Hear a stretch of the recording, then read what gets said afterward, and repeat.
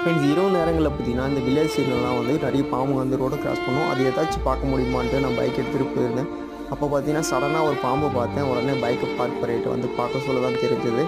அந்த பாம்பு வந்து ரோட்டில் ஏதோ வண்டி மூலிமா அடிபட்டு இறந்து போயிட்டுருக்கு.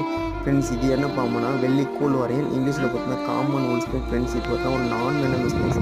இந்த பாம்புனால ஹியூமனுக்கு எந்த ஒரு பிரச்சனை எந்த ஒரு பாதிப்பும் கிடையாது.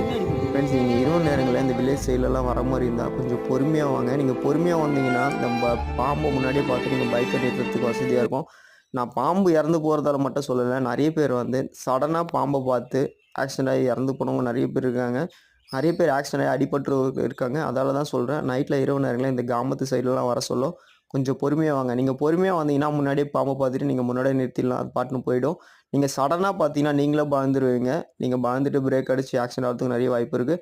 அதனால் நைட் டைமில் போகிறவங்க இந்த வில்லேஜ் சைட்லாம் பார்த்தீங்கன்னா கொஞ்சம் பொறுமையாக போங்க.